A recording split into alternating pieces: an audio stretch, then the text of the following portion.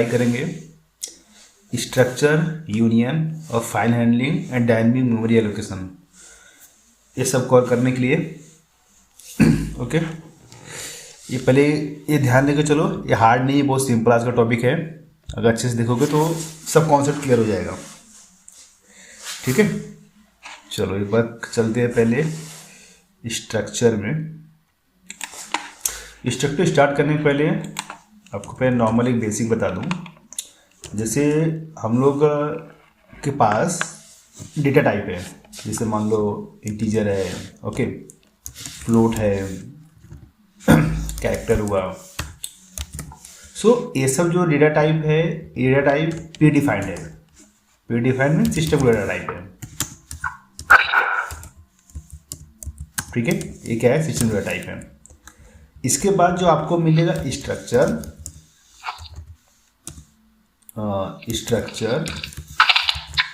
One second,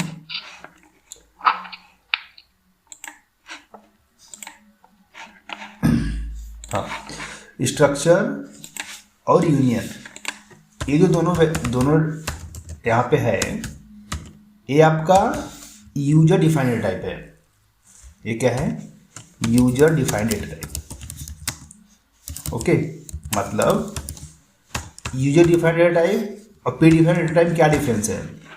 ये integer है तो मतलब इसका जो साइज है 2 बाइट और 4 बाइट। ओके, ये आपका फिक्स रहेगा। यहाँ पे फ्लोट का आपका 4 बाइट होता है। ओके, कैरेक्टर का आपका 1 बाइट होता है। मीन्स यहाँ पे जो साइज है डेटा टाइप का वो प्री डिफाइंड या फिक्स है। बट यूजर डिफाइन में क्या रहेगा, यहाँ पे आप खुद का डेटा टाइप बना सकते हो। ओके, मतलब ये स्ट्रक्चर क्या करेगा, प्रीवियस वाले डेटा टाइप को यूज करके ये खुद का अपना डेटा टाइप बनाएगा। मतलब इसका अगर स्ट्रक्चर का सिंटेक्स देखोगे तो कैसा होता है, इसका होता है स्ट्रक्ट, इसका नेम आएगा और कर्ली ब्रैकेट ओपन क्लोज। इसके अंदर आपका आता है ऐसा, लाइक इंटीजर आई, इंटीजर जे, इंटीजर के मान लो। तो मतलब अभी क्या हुआ, अभी यहाँ पे इस नाम का आपका नया डेटा टाइप बना, जिसका साइज क्या है, अगर मान लो इंटीजर 2 बाइट लेके चलते हो, इसका साइज हुआ 6 बाइट का, तो इसका जो नेम का साइज होगा वो 6 बाइट होगा। अब इसके अंदर खाली इंटीजर नहीं है, आप चाहिए तो ऐसे भी ले सकते हो। स्ट्रक्ट, मान लो मैंने दे दिया पॉइंट। ओके, पॉइंट में मान लो क्या होता है आपका XY होता है, तो इंटीजर X, इंटीजर Y। आप यहाँ पे फ्लोट भी ले सकते हो टोटल करके, मान लो समथिंग। तो यहाँ पे अलग अलग डेटा टाइप भी डिफाइन कर सकते हो। तो जो स्ट्रक्चर का डेफिनेशन होता है, ये जो आप यहाँ पे देख रहे हो कि स्ट्रक्चर क्या होता है, एक्चुअल डेफिनेशन। तो स्ट्रक्चर का डेफिनेशन ये होता है कि आप अगर शॉर्टकट में लिखना चाहोगे तो उसको बोलोगे कि structure is a user defined data type, user defined data type that allow you to group different types of data type under a name. मतलब किसी एक नाम के अंदर हम लोग मल्टीपल डेटा टाइप को डिफाइन कर सकते हैं। ठीक है, तो इसका डेफिनेशन आप सिंपल 2 लाइन मैसेज डाल सकते हो, फिर इसको डिफाइन कर दो।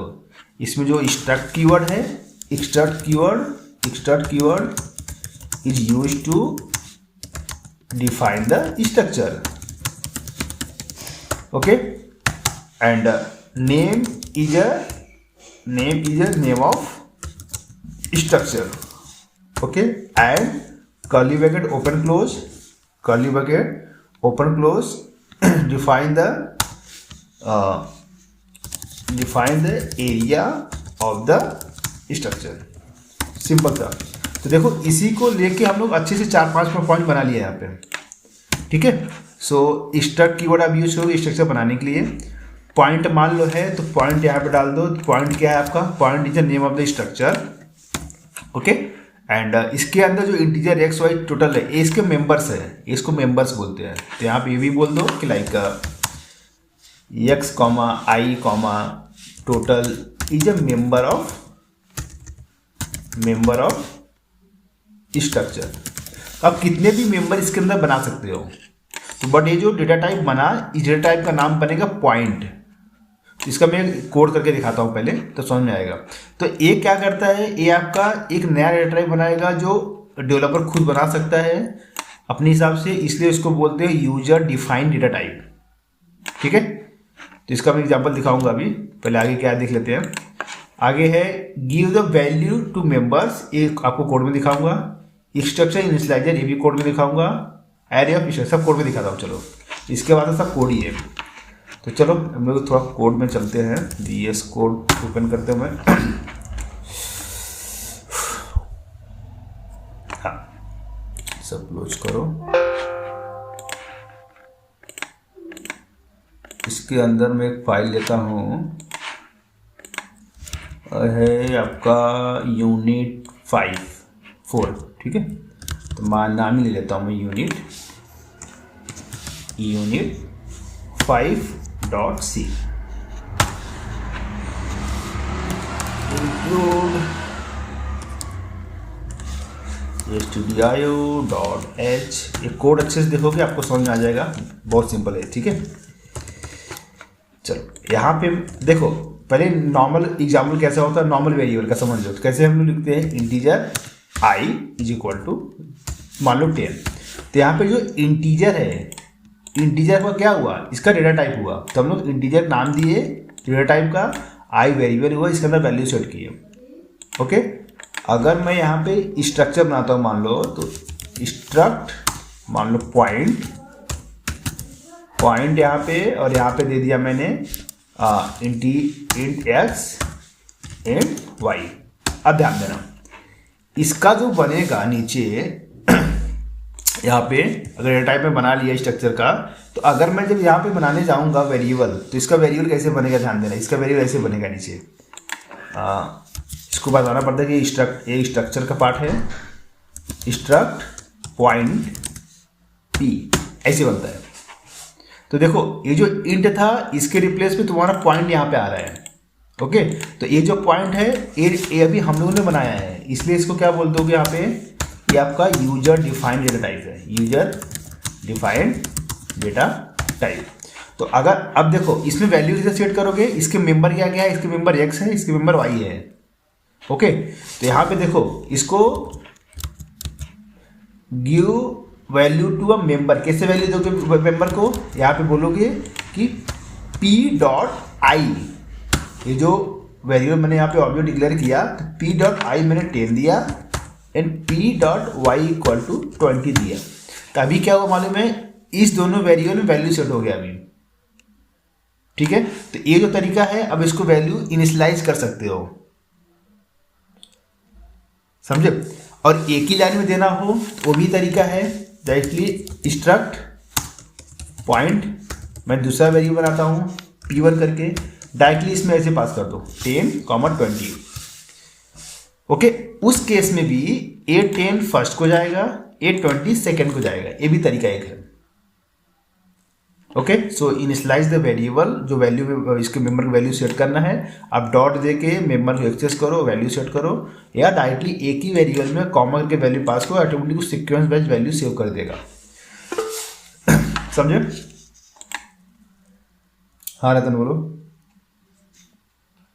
जो इसमें पी उसका नाम लिखे हम लोग पॉइंट पी करके, हाँ पी के जो भी कर सकते हैं, बस पी कैसे करें, नहीं कुछ भी करो, p1 2 कुछ भी करो यहाँ पे। ये तो जैसे यहाँ पे इंटीजर मैंने i लिया है ना, हाँ, वैसे पॉइंट p है, तो ये इंटीजर के रिप्लेस में जो नया डेटा टाइप बना है पॉइंट, ये पॉइंट यहाँ पे आया, समझे। और इसमें एक और डॉट है, p.i इक्वल टू 10 और p.y इक्वल टू y किया है वहाँ पे। हाँ, i ऊपर कहाँ को, ऊपर x नाम दिया। ओ सॉरी, ये आपका x आएगा। ठीक है, तो एक काम करते हैं, इसको थोड़ा प्रिंट करते हैं यहाँ पे, आ जाओ, तो मालूम पड़ेगा वैल्यू इसमें सेव हुआ है कि नहीं। तो प्रिंट यहाँ पे %d कॉमा, तो अगर मुझे मान लो यहाँ पे p रखो, p अगर ये वैल्यू प्रिंट करना तो सिंपली आप ऐसे दोगे कि आपका वैल्यू यहाँ पे प्रिंट होगा। तो सेव करो, इसको कंपाइल करके देख लेते हैं एक बार। तो मतलब समझे स्ट्रक्चर क्या कर रहा है, अब खुद का डेटा टाइप बना रहे हैं यहाँ पे स्ट्रक्चर से। cd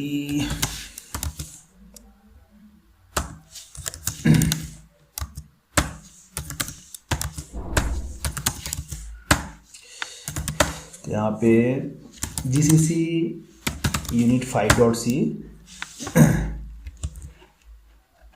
has include l।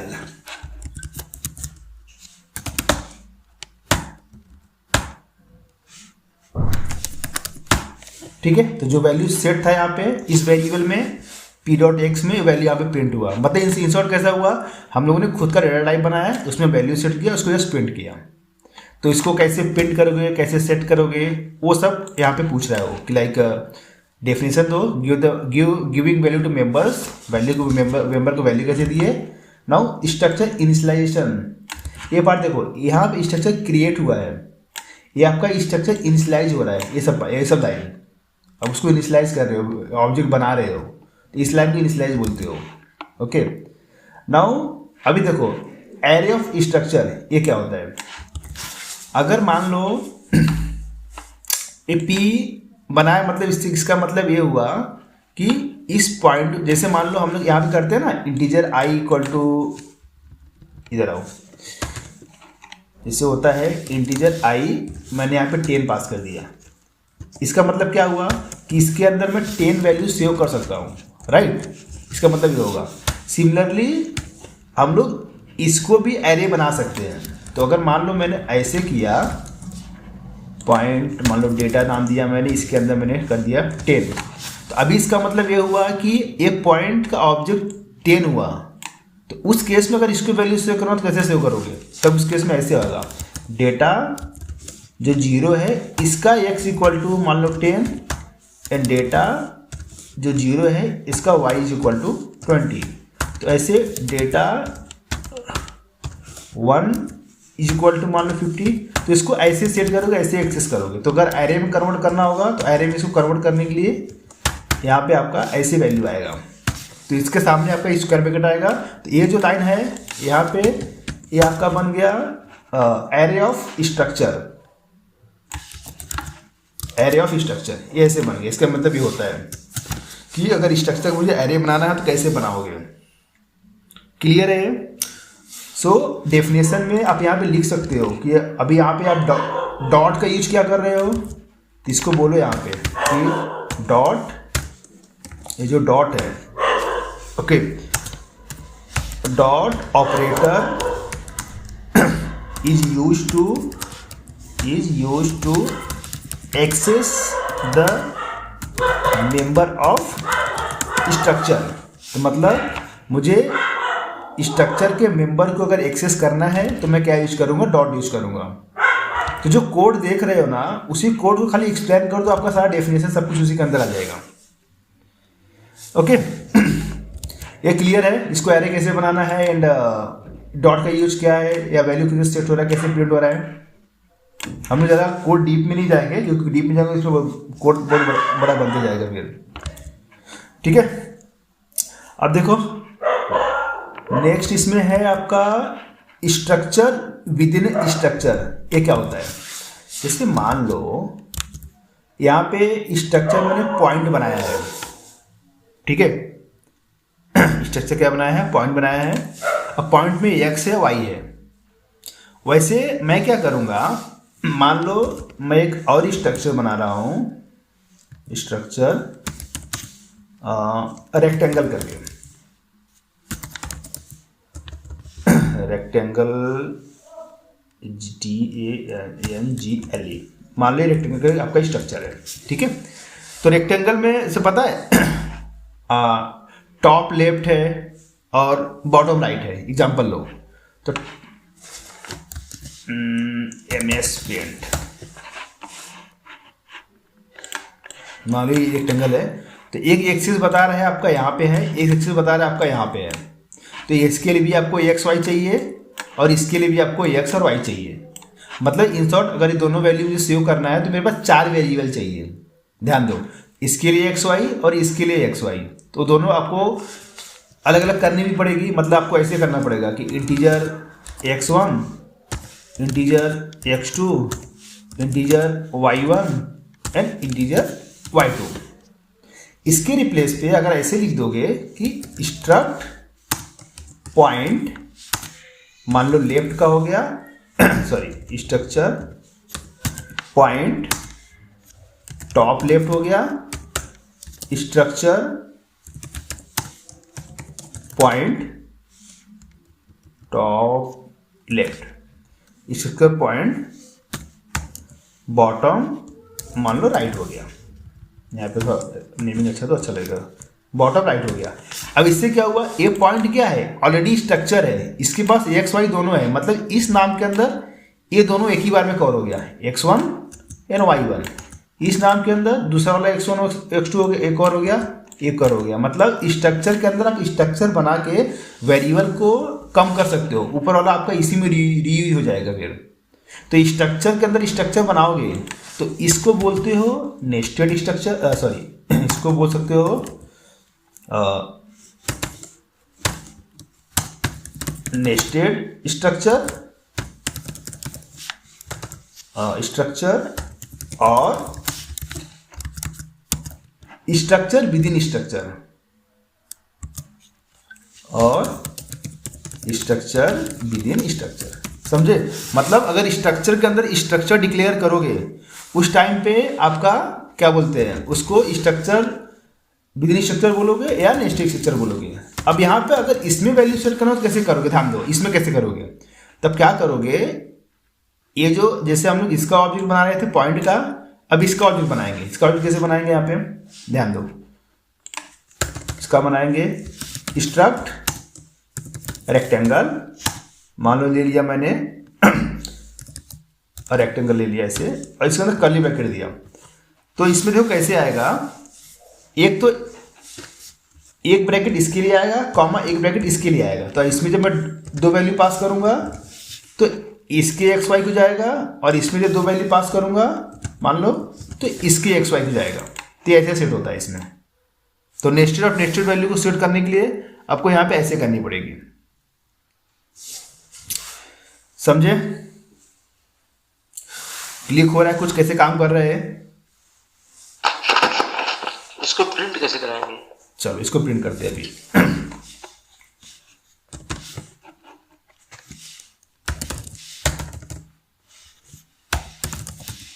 Print F, यहाँ पे आएगा आपका %d, ये आपका है रेक्टेंगल का पार्ट, ठीक है, %d कॉमा रेक्टेंगल डॉट, इसमें क्या है टॉप लेफ्ट डॉट एक्स। एक बार ऐसे ट्राई करते हैं, आई थिंक ऐसे ही होना चाहिए इसका। ये कहाँ गड़बड़ किया हूँ मैं, वाइड मेन, कुछ तो कहीं गड़बड़ किया हूँ मैं, सेमीकोलन कहीं मिसिंग है क्या, लाइन नंबर 17, अच्छा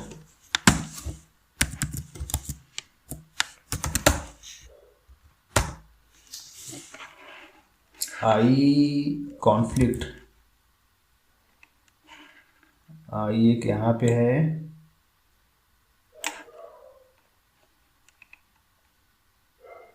आई यहाँ भी लेके रखा हूँ, इसको I1 कर दो। चलो ये वेरिएबल इधर भी है, ये वेरिएबल यहाँ पे भी है।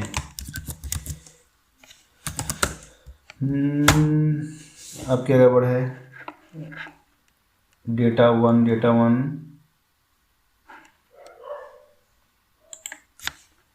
सब कोड निकालो, मैं सिर्फ एक्सप्लेन करने के लिए डाला था खाली, ठीक है। ये डॉट एक्स, देखो यहाँ पे क्या है आपका, ये 10 था तो ये दो बार प्रिंट हो रहा है, मतलब एक प्रिंट यहाँ पे है और एक प्रिंट यहाँ पे है। ये वाला कोड कमेंट कर दो अभी के लिए, तो आपका पहले वाला खाली प्रिंट होगा। इसको इसको कंपाइल करो और इसको रन करो। ठीक है, मतलब कैसा हुआ कि मैं रिएक्ट के अंदर टॉप लेफ्ट का एक्स निकाला, तो आपका रिएक्ट के अंदर टॉप लेफ्ट का एक्स आपका 10 था। अगर मैं यही इसको मारता हूँ बॉटम राइट को, तो यहाँ पर आपका 50 आएगा यहाँ पे a.exe। समझे?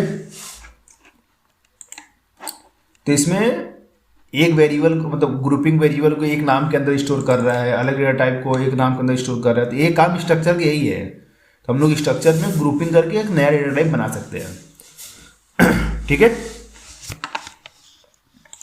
क्लियर है? तो इसमें क्लियर है?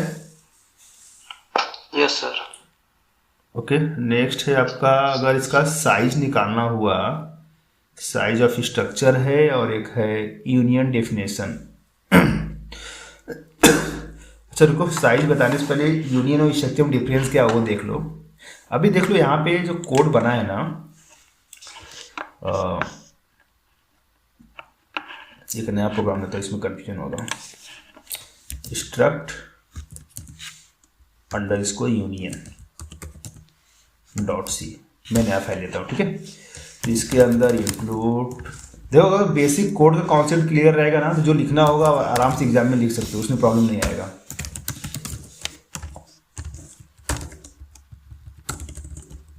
तो एक है आपका स्ट्रक्चर, मान लो पॉइंट ही ले लो, यहाँ पे आपका सेमीकोलन आएगा। एक ले लो यूनियन, ये ले लो एग्जाम्पल, ले लो यूनियन का प्राइस ले लो। तो यहाँ पे मैंने लिया integer i, integer j, integer k।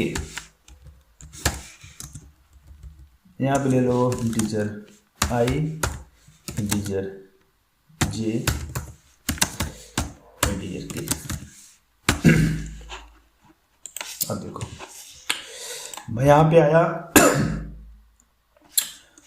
Struct point p बनाया और p.i किया 10,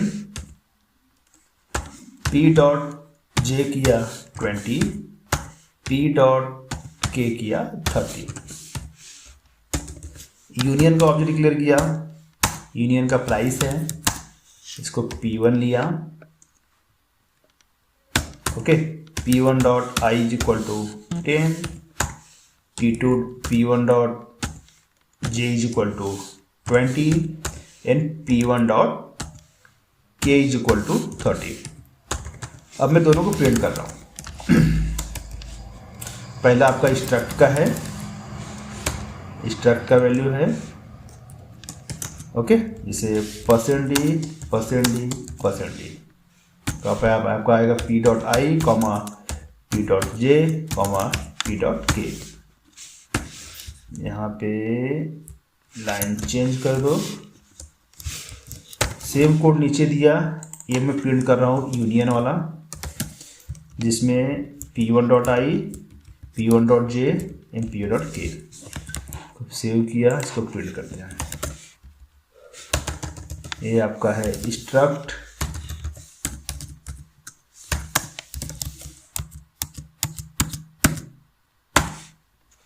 a.exe। ध्यान दो, दोनों वैल्यू कंपेयर करो क्या आ रहा है, देख लो। यहाँ पे पॉइंट i.j.k बना, प्राइस i.j.k बना।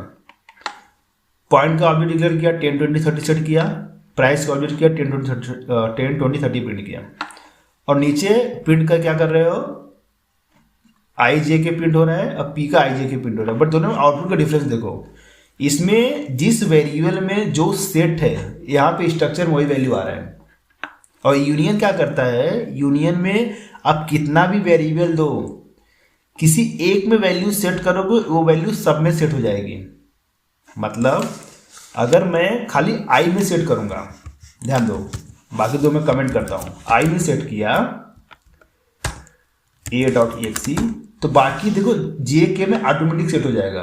यूनियन मतलब पूरा यूनियन अपने एक यूनियन बना के रखता है, होता है ना कि 10 लोगों का ग्रुप है, वो दोनों में एक दूसरे में एक यूनियन है, ग्रुपिंग है, ओके, जो भी बात होगा सबके लिए कॉमन होगा। सिंपल यहाँ पे भी वही काम करता है। यूनियन क्या किया, अगर मान लो मैं आई में ना सेट करके जे में सेट करता हूँ तो जे क्या करेगा, जे बाकी सबको शेयर कर देगा वो। तो अगर मैं अभी यहाँ पे चेक करूँगा तो भी 20 सब में मिलेगा a.exe।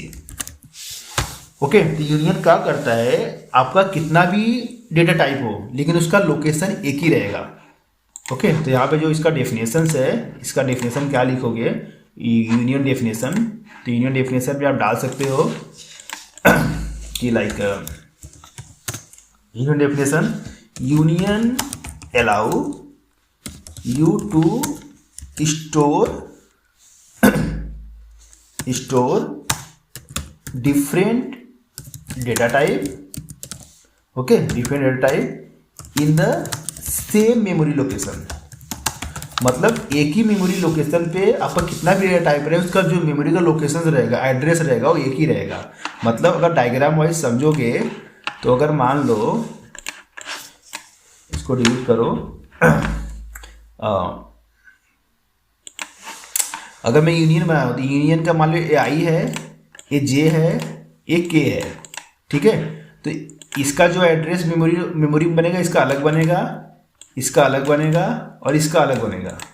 अगर वहीं पे यूनियन है, मान लो अगर वहीं पे यूनियन है तो यूनियन का मान लो आई है, जे है, के है, इसका मेमोरी लोकेशन एक ही बनेगा।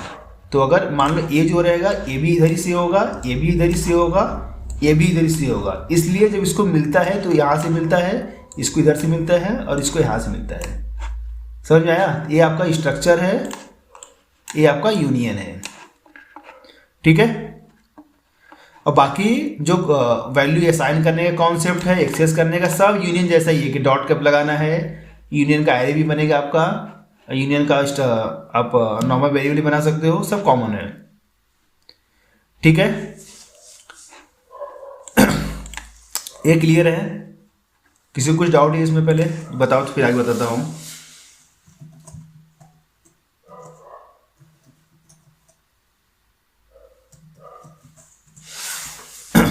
रतन, गोपी, आकाश, कोई कुछ डाउट है किसी को?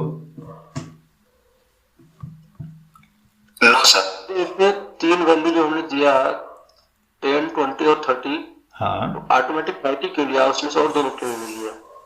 नहीं, वापस बोलो। जो तीन वैल्यूज में हमने सेट किए थे 10, 20 और 30, हाँ, तो उसमें से 30 क्यों लिया, 10 और 20 क्यों नहीं लिया? हाँ, जो लास्ट में दोगे हो जाएगा।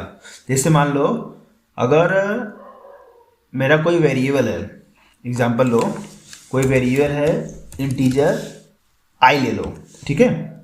अगर आई को मैं आई यहाँ पे 10 किया, आई में यहाँ पे 20 किया, आई में यहाँ पे 30 किया, अगर मैं यहाँ पे आई को प्रिंट करूँगा तो मुझे क्या मिलेगा, 30 मिलेगा, लास्ट वाला वैल्यू ना 30 मिलेगा। तो अगर एग्जाम्पल जब समझोगे तो पहले आई में सेट हुआ, जे में सेट हुआ, के में सेट हुआ, आई में 10 सेट हुआ, जे में 20 सेट हुआ, के में 30 सेट हुआ। तो अगर यहाँ पे जाओगे, अगर मैं 10 सेट किया, मान लो यहाँ पे अगर 10 सेट किया तो यहाँ पे क्या आया, 10 आ गया, राइट। उसके बाद क्या सेट हुआ, 20 सेट हुआ, नेक्स्ट लाइन 20 सेट हुआ, तो इसने इसको कट किया, यहाँ पे क्या डाल दिया, अभी यहाँ पे 20 डाल दिया अभी, ओके। नेक्स्ट मैंने 30 सेट किया तो यहाँ पे 30 आया आपका, ये 30 तुम्हारा यहाँ पे आ गया, इसको कट किया 30, तो लास्ट में जो असाइन हुआ इस स्पेस को उसको 30 मिला, वो 30 सबको शेयर किया उसने, समझा। अभी यहाँ पे 20 डाल रहे हो इसलिए यहाँ पे देखो 20 आ रहा है सबको, ये सब कमेंटेड है ना, लास्ट इसको यही मिला, जो इसको लास्ट मिलेगा उसको वो शेयर करेगा वो, समझे। और यहाँ पे देखो जो वेरिएबल डिक्लेयर किया हो पॉइंट में आई जे के, तो अगर इसका साइज निकालना हुआ कि मान लो यार इसका साइज क्या हुआ, मतलब मैंने जो डेटा टाइप बनाया है, ओके, साइज ऑफ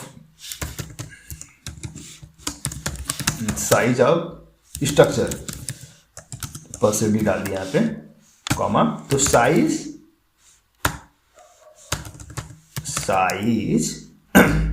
ऑफ, देखो साइज ऑफ अगर मैं इंटीजर दूंगा तो मुझे क्या रिटर्न करेगा, इंटीजर साइज रिटर्न करेगा। देखो लाइन चेंज करो पहले, लाइन चेंज, अगर मैं यहाँ पे a.exe, तो इंटीजर का साइज क्या दिया मुझे 4 दिया, और वहीं पे अगर मैं पॉइंट डाल देता हूँ पॉइंट, तो मुझे वो क्या करेगा, तो पॉइंट का साइज रिटर्न करेगा वो। साइज ऑफ पॉइंट, एक एरर दिया यहाँ पे। अच्छा ये स्ट्रक्चर है ना, इसको बताना पड़ेगा, ये स्ट्रक्चर है। हाँ, क्योंकि यूजर डिफाइंड टाइप बताना पड़ता है, क्योंकि इसमें दो अलग अलग होता है ना, एक यूनियन होता है कि स्ट्रक्चर, उसको बताना पड़ता है तुम स्ट्रक्चर के यूनियन हो। ओके, तो यहाँ पे क्या दिया मुझे 12 दिया। क्यों 12 दिया? क्योंकि इसके अंदर 3 वेरिएबल है, 4 इसका 4 इसका 4 इसका मिला के जो नया डेटा टाइप बना उसका साइज बना। तो जो ये जो दिया है यहाँ पे कि साइज ऑफ स्ट्रक्चर कैसे निकालोगे, तो साइज ऑफ स्ट्रक्चर निकालने के लिए ये फंक्शन यूज करोगे, साइज ऑफ, और उसके अंदर डाल दोगे स्ट्रक्ट, जो भी तुम्हारा स्ट्रक्ट का नाम है। अगर यूनियन है तो यूनियन का नाम आएगा फिर। समझे? ये था तुम्हारा स्ट्रक्चर और यूनियन। इसमें किसी कुछ डाउट है? कुछ डाउट क्लियर करो, फिर आगे वाली बार दिखा दूँ। आपका नेक्स्ट आपका फाइल है, तो फाइल हैंडलिंग दिखाता हूँ फिर आपको।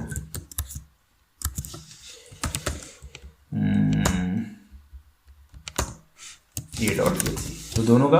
हाँ, अब यहाँ पे देखो इसका साइज कितना आया, इसका, इसमें भी 3 वेरिएबल है ना, इसका साइज कितना आया, इसका साइज 4 ही आया। देखो क्यों, तीनों का मेमोरी लोकेशन क्या है, तीनों का मेमोरी लोकेशन एक ही है।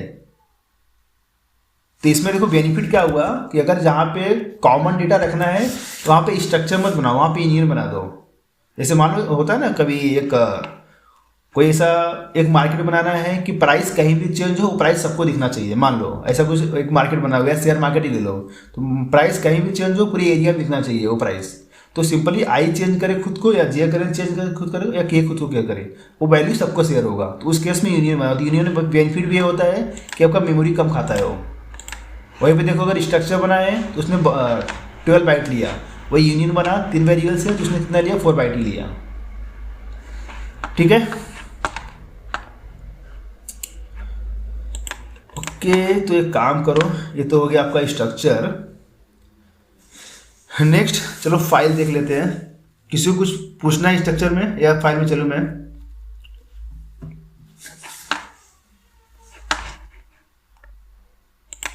Silent means no. चलो ठीक है, अच्छा काम करो, आ जाओ फाइल में। देखो फाइल में जाने से पहले अगर एक सिंपल सा लॉजिक समझो। अगर मान लो मुझे किसी फाइल में लिखना है तो हम लोग क्या करते हैं, पहले हम लोग जाएंगे वो नोटपैड ओपन करेंगे। मान लो मैंने इसको ओपन किया, मान लो कोई नोटपैड फाइल की सर्च किया, एडिटर, ये मेरा एडिटर है, नोटपैड ओपन किया, ओके, फिर इसमें टाइप किया, इसको सेव किया, सेव करके इसको बंद कर दूंगा मान लो। ठीक है, तो वही सेम काम हम लोग इसके साथ भी करेंगे। जो फाइल होती है ना कि फाइल कैसे करते हैं, इसके सेम काम हम लोग यहाँ भी करते हैं। तो यहाँ भी हम लोग को क्या करना पड़ता है, यहाँ पे भी पहले हम लोग का पहला स्टेप क्या होगा कि फाइल को ओपन करो। पहला स्टेप क्या होगा, ओपन द फाइल। ठीक है, ये स्टेप याद रखना, आपके लिए बहुत ईजी रहेगा। अगर मैं ओपन फाइल किया हूँ, ठीक है, अगर मैं ओपन फाइल किया हूँ तो उसको बताना पड़ता है ये फाइल मैं रीड करने के लिए ओपन किया हूँ कि राइट करने के लिए ओपन किया हूँ। तो इसी लाइन में आप बता दोगे कि मेरा रीड है या राइट है। अगर रीड राइट है, जो करना है करो, उसमें राइटिंग करो, ओके, उसमें राइटिंग करो या उसमें रीडिंग करो। उसके बाद क्या कर दोगे, उसको क्लोज कर दोगे। ठीक है, यही 4 स्टेप को हम लोग कोडिंग में कन्वर्ट करेंगे। यही 4 स्टेप को हम लोग एक कोड में कन्वर्ट करेंगे। तो मैं क्या करूँगा, ध्यान देना मैं एक फाइल ओपन करूँगा, एक कोड, इसी कोड को ले चलो इधर कोड में। तो यहाँ पे एक फाइल बनाओ, फाइल एग्जाम्पल, हाँ example.c hash include stdio.h main.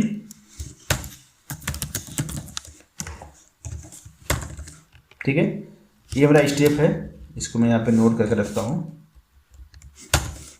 इसको मैं कमेंट किया। ठीक है, पहला स्टेप क्या है, फाइल को मुझे ओपन करना है। तो मैं बोलूँगा फाइल का ऑब्जेक्ट ये होता है, फाइल, ये अब ऑब्जेक्ट बना लो। ऑब्जेक्ट इसमें स्टार्ट से बनाएंगे, ठीक है, पॉइंटर से बनाते हैं, ध्यान देना। क्योंकि पॉइंटर क्या करता है, किसी और का एड्रेस लेके रखता है, तो फाइल का एड्रेस लेके रखेगा। तो फाइल को मैं ओपन करूँगा, तो यहाँ फाइल एफ ओपन का एक फंक्शन होता है, एफ ओपन, उससे क्या होता है, फाइल ओपन होता है। ओके, फाइल मैंने बना दिया, मान लो bug stop here dot txt, तो मैंने txt नाम से एक इस नाम का फाइल बनाऊंगा। txt मतलब नोटपैड पर का फाइल बनेगा, कॉमा इसमें बोलूंगा कि मैं इसमें राइट करने वाला हूँ। ठीक है, ये w से इसमें राइट होता है। उसके बाद मैं क्या करूँगा, इसमें डेटा को राइट करूँगा। पहला स्टेप क्या था, यहाँ पे ओपन द फाइल और रीड राइट, ये दोनों लाइन तुम्हारे इसी में आ गया है। ओके, नेक्स्ट आपका आएगा यहाँ पे ऐप। देखो जो नॉर्मल प्रिंट एफ होता है ना, नॉर्मल प्रिंट एफ हम कैसे लिखते हैं, प्रिंट एफ जो भी प्रिंट करना है आप इसमें डाल दो। ओके, इसमें डाल दो, बट इसी का अगर फाइल में लिखना है तो ऐसे लिखते हैं, एफ प्रिंट एफ मुझे राइट करना है इस फाइल के अंदर, और क्या राइट करना है, हाय हाउ आर यू। ठीक है, उसके बाद मैं फाइल को क्या कर दूंगा, क्लोज कर दूंगा। कौन सा फाइल क्लोज होगा, एफ जो मेरा ऊपर बना है। ध्यान देना, इस नाम का जो फाइल है bugstuff.txt मेरा इसके अंदर नहीं रहेगा। कौन सा पाथ है ये, लेक्चर सी के अंदर। तो काम करो, इसके अंदर जाता हूँ, लेक्चर सी के अंदर देखो बी के नाम से फाइल नहीं है, bugstuff ये फाइल यहाँ पे नहीं है। ठीक है, बी का आपका फाइल इतना ही है। अब मैं इसको यहाँ पे रन करता हूँ,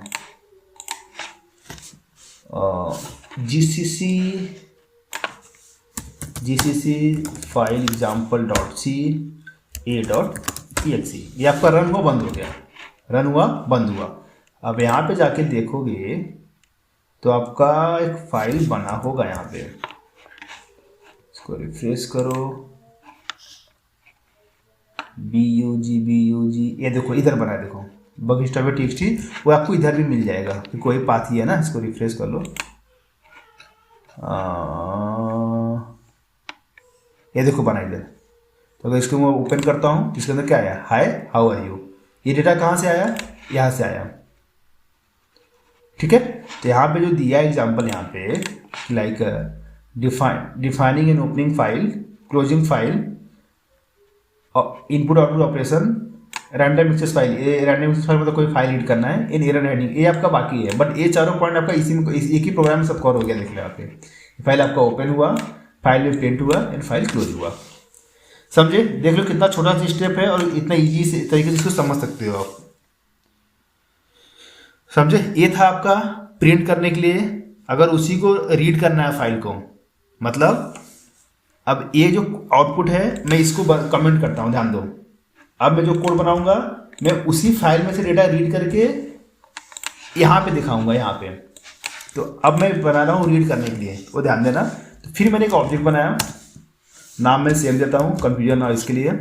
उसके बाद मैं एक एरे लेता हूँ, क्योंकि मुझे जब रीड करूँगा तो उसमें से डेटा निकाल के मुझे कहीं डालना होगा। तो मान लो मैं एक एरे लिया, इसका कोई साइज दे दो।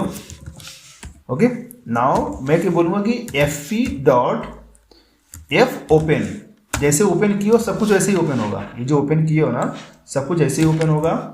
बट इसको बोलोगे कि नहीं मुझे लिखना नहीं है, मुझे पढ़ना है, तो यहाँ पे आ रहेगा।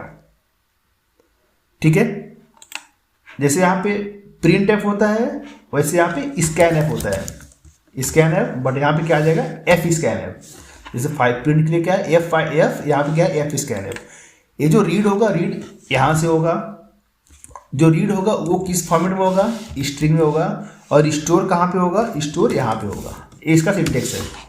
तो रीड इसमें से होगा, यहाँ से स्ट्रिंग फॉर्मेट में बफर, ये जो वेरिएबल बनाए आके इसमें सेव हो जाएगा।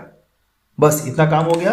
अब इसको अपने ब्राउजर पे अपने इधर प्रिंट कर दो, प्रिंट एफ %s, यहाँ पे क्या आ जाएगा, बफर। तो जो वेरिएबल यहाँ से रीड करके इसमें पास किया मैंने अपने इधर प्रिंट कर दिया है। उसके बाद फाइल को क्या कर दो, क्लोज कर दो, fp। बस ये आपका सिंपल सा स्टेप है। अब मैं अगर यहाँ पे रन करूँगा a.exe, देखो जो वहाँ पे था वो यहाँ पे आया। हाँ, एक बात और, अगर कोड में स्पेस है तो ये लाइन इंडेक्स समझता है। तो उसके लिए आपको फॉर लूप लगाना पड़ेगा, तब डेटा आपको मिलेगा। यहाँ पे आपका स्पेस है इसलिए इसने पूरा रीड नहीं किया, इसके आगे रीड नहीं किया। अगर ये स्पेस नहीं होता, मान लो ऐसे होता, तब ये आपका पूरा रीड करता। अब देखो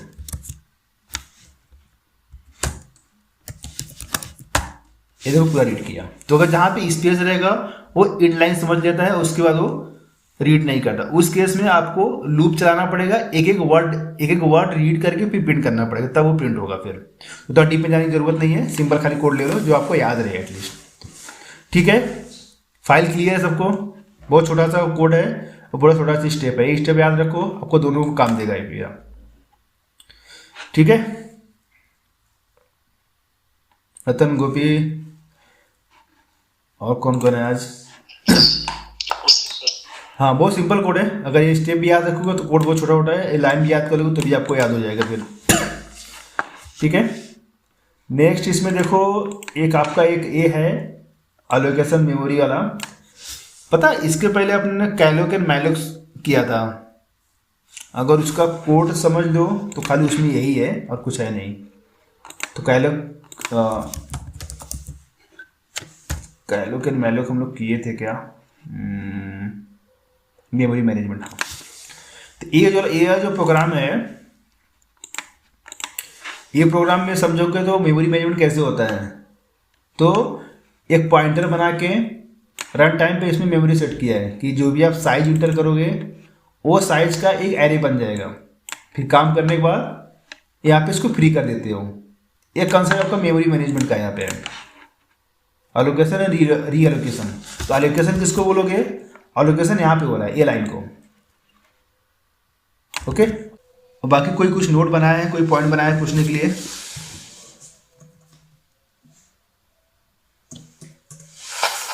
नहीं सर जी। ठीक है, देखो अभी आज का टॉपिक हम लोग मतलब जो भी क्वेश्चन आंसर के सब है ना, अभी यहाँ कवर करते ख़त्म करते हैं। कुछ रहेगा तो पॉइंट बनाना, तो उसके बाद हम लोग रखेंगे, क्योंकि नेक्स्ट लेक्चर फिर अभी इसका डाउट्स का नहीं रहेगा। ठीक है, नेक्स्ट अगर डाउट रहेगा तो मैं एक बार पिंक करना, तो हम लोग उसके लिए स्पेशल अलग से लेक्चर रख देंगे फिर, या मैन्युअली मिल लेंगे फिर। ठीक है, ओके सर। बाकी तैयार करो। Best of luck all of you.